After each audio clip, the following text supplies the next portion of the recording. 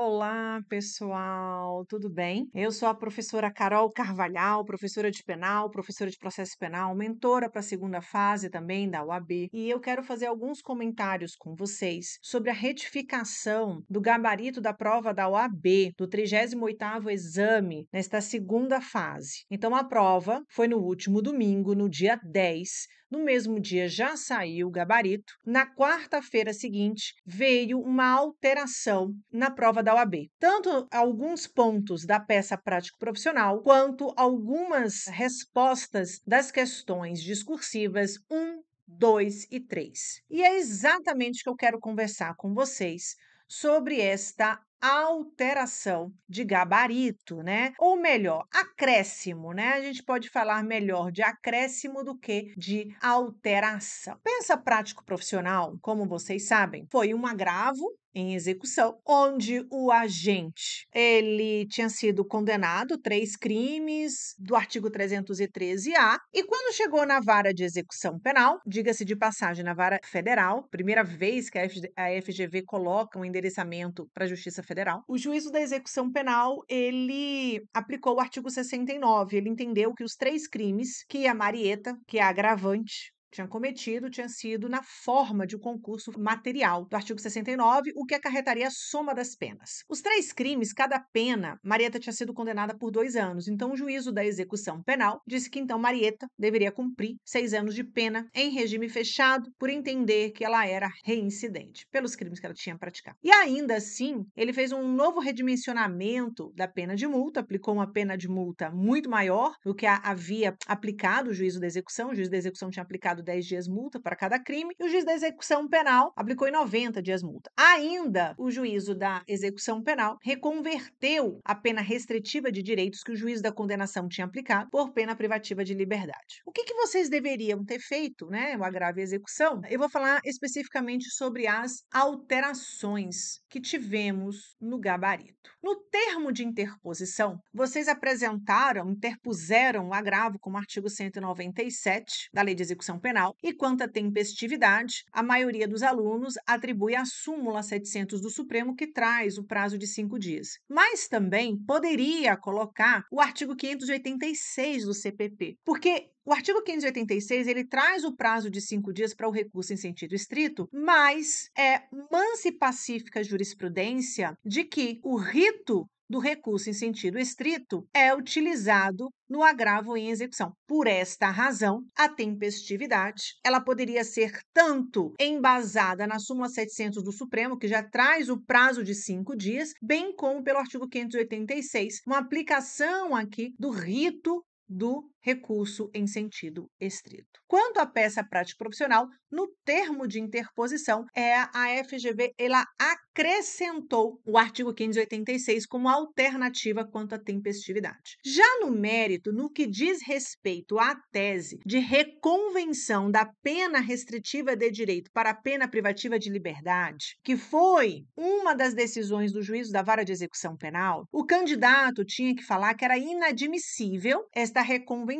e colocar a sua inadmissibilidade por conta da violação ao princípio da legalidade, uma vez que o artigo 44 e os seus parágrafos 4º e 5º, bem como o artigo 69, parágrafo 2º do Código Penal, e o artigo 181, parágrafo 1º da Lei de Execução Penal, não prevêem esta situação de reconvenção da pena restritiva de direito para a pena privativa de liberdade nestas situações,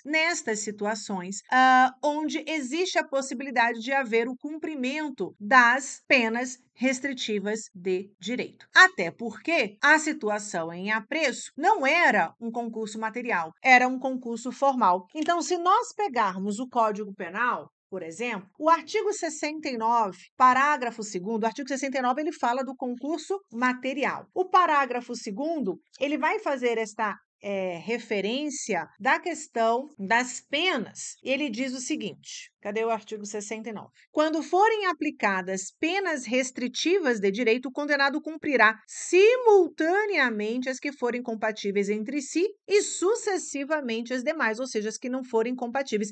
Então, não havia óbice para que mantivesse as penas restritivas de direito já aplicadas pelo juízo da condenação. Então, deveria também colocar este argumento que a FGV, de maneira acertada, acrescenta esta fundamentação na peça prático profissional, o que eu achei extremamente coerente. Na questão 1, na letra B, a FGV também, de maneira acertada, ela acrescentou uma alternatividade quanto às súmulas que os candidatos poderiam mencionar na resposta. Súmula 718 ou 719 do Supremo, ou ainda a súmula 440 do STJ, uma vez que as três súmulas falam sobre a mesma situação, que não pode o julgador agravar de maneira abstrata o regime inicial de cumprimento de pena por uma situação em abstrato. Então, não cabe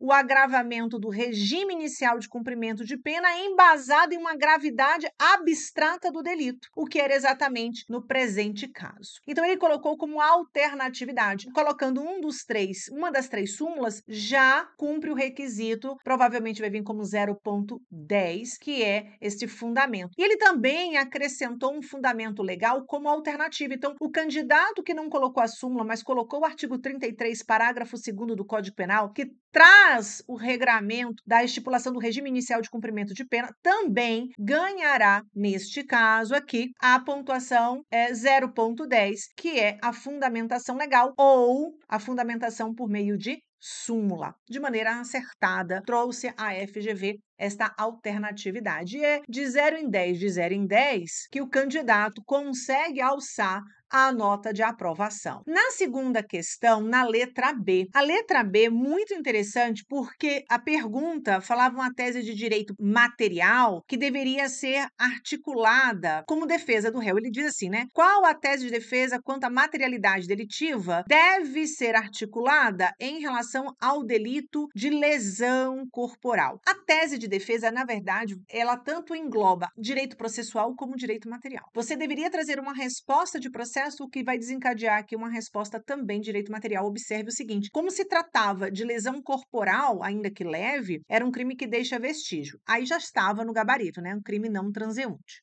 Ok. Todo crime não transeunte, ou seja, todo crime que deixa vestígio, é necessário que haja a realização do exame de corpo de delito. Artigo 158 do CPP. Muitos colocaram isso. Mas alguns alunos, alguns candidatos colocaram que haveria necessidade da juntada do boletim de atendimento médico da vítima. E a FGV, ela colocou como resposta alternativa. Ou o candidato colocava o exame de corpo de delito ou o boletim de atendimento médico. Tudo pautado no artigo 158 do CPP, que é a perícia. Na forma do 158 ou na forma da Lei Maria da Penha 11.340, que no seu artigo 12, parágrafo 3º, fala dessa juntada do boletim de atendimento médico que comprova a materialidade do delito. Se não há o exame de corpo de delito, nem a juntada do boletim de atendimento médico, não se comprova a materialidade delitiva. Não havendo prova da materialidade delitiva em crimes materiais, em crimes que deixam vestígio, a gente vai ter necessariamente uma absolvição. Então, a FGV, quando ela acrescenta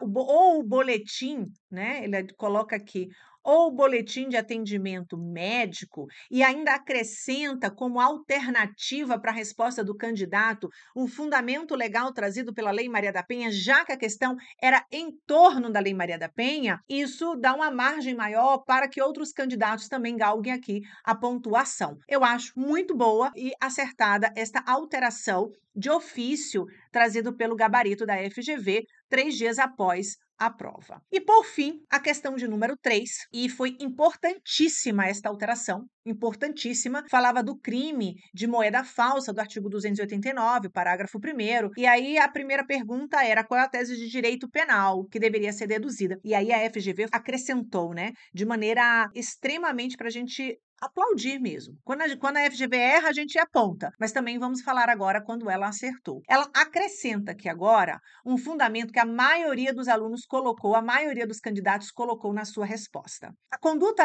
ela era atípica, uma vez que o documento utilizado por Rodrigo não era uma moeda em curso no país ou no estrangeiro, porque é elementar do tipo penal, crime de moeda falsa, que a moeda falsa que a pessoa queira introduzir ou introduza no sistema financeiro esteja em curso no país ou em curso no estrangeiro. E no caso presente, falava-se em um documento em A4 que dizia que era dólar de Hatzana. Esse tipo de dólar da Hatzana, não é qualquer moeda em curso no nosso país, nem em qualquer outro país. O que, nesta situação, geraria aqui um crime possível por absoluta impropriedade do objeto. E tá fantástica esta alteração. Quando a FGV traz aqui, ó, seja por incapacidade de abalar a fé pública, seja por não ter curso legal em qualquer país ou ainda a ausência de dolo. Ele trouxe uma alternatividade. Se a moeda falsificada não é uma moeda que está em curso no país ou no estrangeiro, ele não teve dolo de abalar o bem jurídico tutelado pelo artigo 289, que é a fé pública.